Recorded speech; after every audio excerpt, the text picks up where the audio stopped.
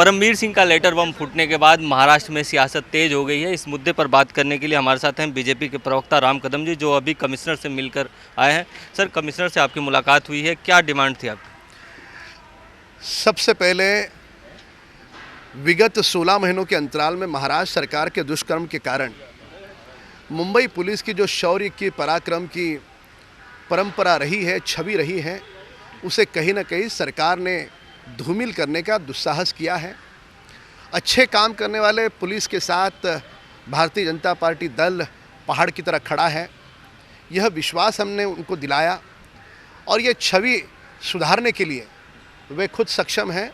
वो आने वाले कुछ दिनों में ये छवि वे सुधार लेंगे। सर, उनसे हमने मांग की कि पुलिस कस्टडी में एक वाजे हैं, अभी भी कितने वाजे वसूली का काम कर रहे हैं, इसकी जांच हो, उन पर कार्रवाई हो, क्योंकि जो 1750 होटल की जो लिस्ट देशमुख जी ने सौंपी थी और बात सामने आई है, तो उन होटल वालों से प्रति महीना 3 लाख रुपया एक होटल से वसूला जा रहा है।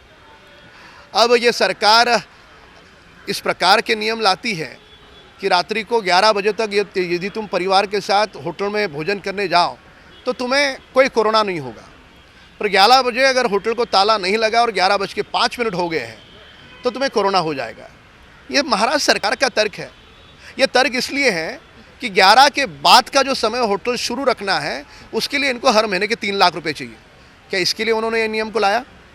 मुंबई शहर ही ऐसा है जहाँ पर 9-10 बजे के बाद लोग बाहर निकलते हैं भोजन के लिए परिवार के साथ। तो नियम ऐसे बनाए जा रहे हैं कि जिन नियमों के तहत इनका वसूली का गोरख धंधा चल पड़े।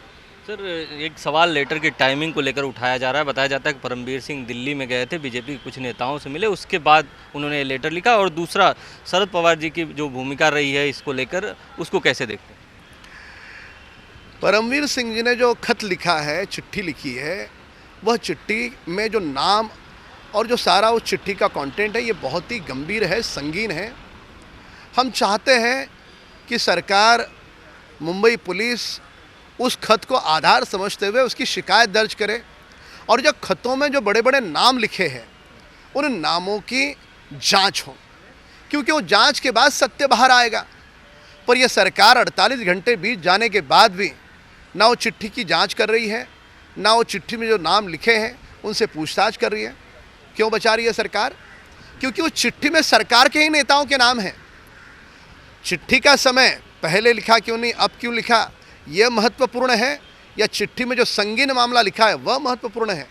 और वह चिट्ठी में जो लिखा है, सुबोध जायसवाल जी पूर्व डीजी और रश्मि शुक्ला जी दोनों ने भी यही बातें कही थी। अब तीनों लोग एक ही बात कह रहे हैं, उसके बाद भी सरकार का जो रवैया है वह रवैया वाजे गैंग को बचाने का है। सर, आखिरी सवाल कि आपने ईडी जांच की भी मांग की थी, ईडी जांच क्यों चाहते हैं? मामला 100 करोड़ का है, एक महीने में 100 करोड़, 16 महीने में 1600 करोड़। ये एक मुंबई शहर है, पूरे महाराष्ट्र से कितने करोड़ आ रहे थे? तो इतने बड़े करोड़ों के आंकड़े हैं, तो स्वाभाविक रूप से इसकी जांच ईडी करें और ईडी जांच करने के पश्चात सत्य सामने आएगा कि किसे कितने पैसे मिल रहे थे, वे पैसे उन्होंने कहाँ पार्क किए हैं, कहाँ भेजे हैं, कौन से काम के लिए उसका दुरुपयोग किया है, उपयोग किया है, सारी चीज़ें सामने आएगी। इसके लिए हमारी मांग है कि पूरे मामले की जांच, धन को लेकर के जो मामला है उसकी ईडी करें। तो राम कदम जी का कहना है कि इस मामले में मुंबई पुलिस को उस खत को आधार मानकर केस दर्ज करना चाहिए और इस मामले की पूरी जांच करनी चाहिए और मामले की तह तक जाना चाहिए। कैमरा राजेंद्र के साथ इंद्रजीत सिंह, न्यूज़ 24 मुंबई।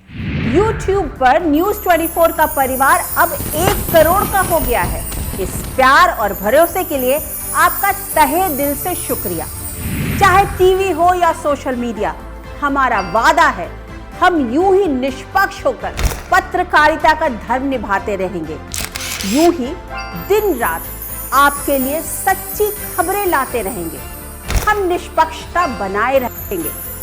बस आप अपना भरोसा बनाए रखिए और अपना साथ बनाए रखिए। एक बार फिर 1 करोड़ सब्सक्राइबर के लिए धन्यवाद। न्यूज़ 24, निष्पक्ष खबरें।